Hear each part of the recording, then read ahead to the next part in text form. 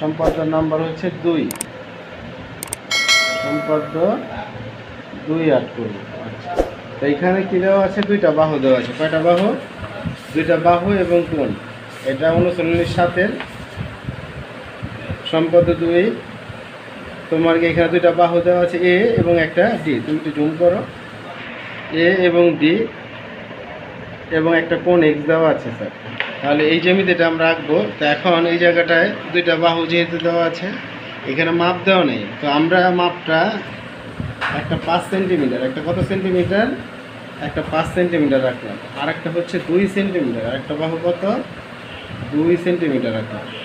আর একটা কোণ এখানে কি আঁকবো? আর একটা কোণ 45 ডিগ্রি। তাহলে আমরা বাহুগুলোর নাম দিয়ে দিলাম, একটা এ আর একটা হচ্ছে কোণ বি। এই হলো 2 সি এম দিয়ে দিলাম, মানে 2 সেন্টিমিটার, আর একটা হলো 5 সেন্টিমিটার সি এম দিয়ে দিলাম। এটা কোণ এক্স। আচ্ছা, তো এখন আমরা যে কাজটা করব, এইখানে প্রথমে আমরা কি করতেছি? একটা দাগ দিলাম।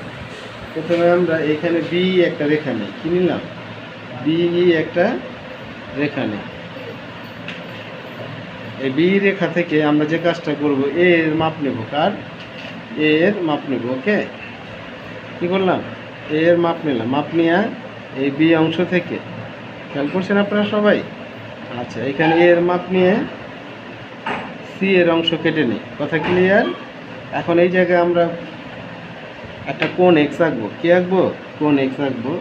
তো এই জায়গাটার মধ্যে আমরা এই বাহুটার মধ্যে সুন্দর করে বসাইলাম।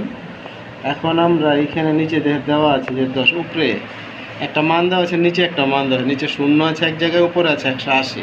আমরা 0 থেকে শুরু করবো, 0-এর বরাবরই নিচের মানটা নেব। 10, 20, 30, 40, 50। আমরা এইটা নিলাম 50 ডিগ্রি। কত ডিগ্রি? 50 অথবা 45 নেব। কত? 50 অথবা 45 ডিগ্রি। তাইলে আমরা এই যে এখানে দ্বারা এইভাবে করে যতটুকু বাহু দরকার হয় প্রয়োজন নিয়ে নিলাম। এখন কি করব? এইখানে দ্বারা কোণ এক্সের সমান করে, কার? কোণ এক্সের সমান করে একটা চাপ দিলাম। দেখছেন আপনারা সবাই? আচ্ছা, তো এখন এই যে স্যার আমরা কোণ এক্সের মাপ নিলাম। তারপরে এখানে দ্বারা এটা ব্যাসার্ধ নিলাম।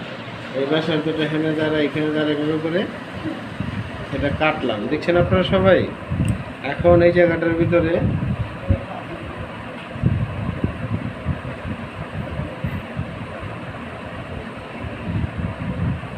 একটা কি লিখলাম? বিএফ একটা রেখা অঙ্কন করলাম। বিএফ রেখা অঙ্কন করলাম। এবার বিএফ রেখা থেকে এই ডি এর সমান করে, কার?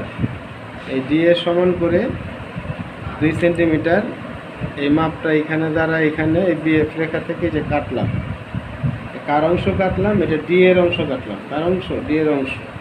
এবার এই সি আর ডিটা আমরা কি করব? এখন যোগ করব। সি আর ডিটা, এই সি আর ডি এই যে আমি যোগ করব। ওকে, এখন সিডির মতো করে এইখানে এই ডি অংশে আমরা একটা কোণ, এখানে একটা ব্যাসার্ধ নেব। কি নেব? একটা চাপ দিলাম। প্রথমে এই একটা চাপ দিলাম। এই চাপটা আবার সি অংশে আমরা বসাই দিলাম। পরে এখন এটার কি এই ব্যাসার্ধ যতটুকু আছে সেটা নিলাম। আপনারা দেখছেন সবাই? আচ্ছা, পরে ব্যাসার্ধটা এইখানে দ্বারা এভাবে করে এই কাটলাম। পরে এখন এইখানে একটা ফোঁটা দিলাম। পরে এই জায়গাটায় এভাবে করে আমরা কি করব? এখন যোগ করব। খেয়াল করছেন আপনারা সবাই? তো এখানে এটা এ বিন্দু হয়েছে। কি হয়েছে? এটা এ বিন্দু। তাহলে এই এ বি সি একটা উদ্দিষ্ট ত্রিভুজ, যে বিন্দুটা আমাদের এখানেই শেষ।